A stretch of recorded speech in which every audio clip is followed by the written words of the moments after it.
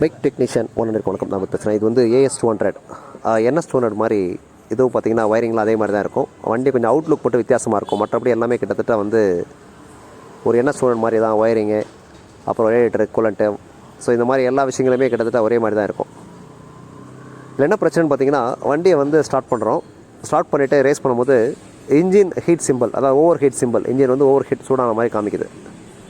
இன்னொரு விஷயம் பார்த்தீங்கன்னா, ஆக்சிலேட்டர் கொடுக்கும்போது இன்ஜின் மட்டும் ஸ்பீட் ஆகிறதில்ல, ரேடியேட்டர் ஃபேனும் அதே மாதிரி ஆக்சிலேட்டர் கண்ட்ரோல் ஆகிற மாதிரி இருக்குது. அதாவது ஆக்சிலேட்டர் கொடுத்தா இன்ஜின் மட்டும் ஸ்பீட் ஆகலை, ஃபேனும் ஸ்பீட் ஆகுது.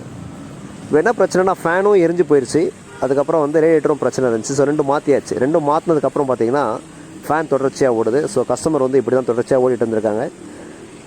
இதற்காக கம்பெனியில் வந்து ஒயரிங் கிட்லாம் வேறு மாற்றிருக்காங்க. ஸோ மாற்றினதுக்கப்புறமும் இது சரி வராதனால என்ன பண்ணியிருக்காங்கன்னா, அப்படியே கஸ்டமர் ஓடிட்டே இருந்திருக்காரு. அதாவது ஃபேனும் ஓடும், இன்ஜினும் ஓடும், ஆக்சிலேட்டர் கண்ட்ரோல் கொடுத்திங்கன்னா. ஸோ அதனால் தொடர்ச்சியாக ஓடினாச்சுன்னா ஃபேன் ஹீட்டில் வந்து போயிடுச்சு. ஸோ இப்போ என்ன பண்ணணும்னு பார்த்தீங்கன்னா, அந்த ரிலே ஒரு நமக்கு எப்போ வழக்கமாக வந்து ஃபேன் ஓடுறதுக்கு சம்மந்தப்பட்ட அந்த ரிலே நம்ம செக் பண்ணி பார்க்குறோம். ரிலே வேறு புதுசாக போட்டுறோம். ரிலே ரிமூவ் பண்ணால் ஃபேன் ஆஃப் ஆகிடுது. ஸோ அதுவும் பார்த்துட்றோம். ஸோ அதுவும் வழக்கமாக எல்லாருக்கும் சந்தேகம் வர மாதிரி EOT சென்சார் சந்தேகம் வருது. ஸோ செப்பரேட்டாக என்ன பண்ணுறோம், வெளியே வேறு ஒரு EOT இது வண்டிலேருந்து கழட்டி எடுத்துகிட்டு வேறு ஒரு பஜாஜ் EOT சென்சாரை வெளியே போட்டுறோம். ஸோ அதுவும் பிரச்சனை இல்லை, அது போட்டாலும் அப்படி தான் இருக்குது, எந்த மாற்றமும் ஏற்படலை. ஸோ அதுக்கப்புறம் வந்து TCI, நம்ம ரெகுலராக TCI மாற்றி நிறைய வண்டியில் மாற்றினா சரியாகிட்டு இருக்குது. ஸோ அதனால் என்ன பண்ணுறோம், TCIயும் வேறு மாற்றி போட்டு பார்த்துட்றோம். ஸோ அப்போவும் எந்த ஒரு மாற்றமும் நிகழல. ஸோ இறுதியாக என்ன ஆச்சுன்னா, அந்த மீட்டருடைய சாக்கெட், அதாவது மேலே RPM மீட்டர், இந்த மீட்டர் இருக்குல்ல, டிஸ்பிளே இருக்குல்ல, சாக்கெட் ஃபுல்லாக அவுத்து விட்டுறோம்.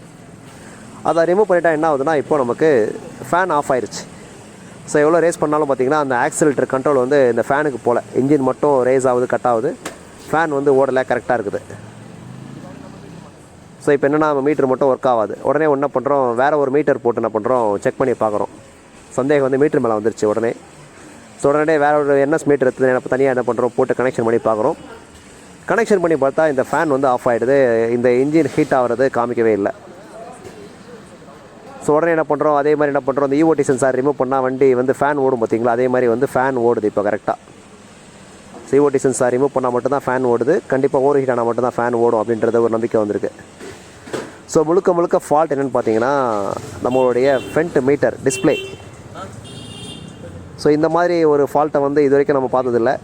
கண்டிப்பாக நண்பர்கள்லாம் வந்து ரொம்ப குழப்பமாக இருக்கும்.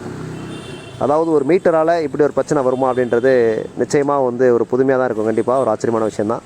ஸோ திரும்ப பழைய மீட்டர் லைன் கொடுக்குறதுக்கப்புறம் பார்த்திங்கன்னா அதே மாதிரி ஆக்சிலேட்டர் ரேஸ் பண்ணும்போது பார்த்திங்கன்னா RPMமும் ஏறுது, அந்த இன்ஜின் ஹீட் ஓவர் ஹீட் லைட்டும் எரியுது, ஃபேனும் ஓடி கட் ஆகுது.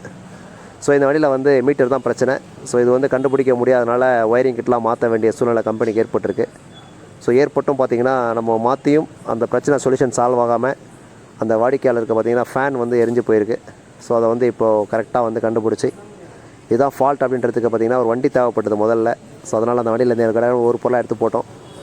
நிறைய சப்போர்ட் கிடச்சிது. அதனால் வந்து இந்த ஃபால்ட்டை வந்து எளிமையாக கையாண்டிருக்கோம்.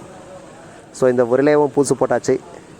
அதுக்கப்புறம் அந்த ஃபேன் சம்மந்தப்பட்ட அந்த EOT சென்சார் வந்து வெளியே கொண்டு வந்துட்டோம் தனியாக. ஏன்னா உள்ளே கை விட்டு கழட்டி மாற்றிக்க முடியாது வண்டியில். எனவே அதையும் பார்த்திங்கன்னா தனிப்பட்ட முறையில் செக் பண்ணுறதுக்கு வசதியாக இருக்கும். ஏன்னா அது ஹீட்டே ஆகாது, வெளியே இருந்ததுன்னா இன்ஜினில் ஹீட் ஆகும்.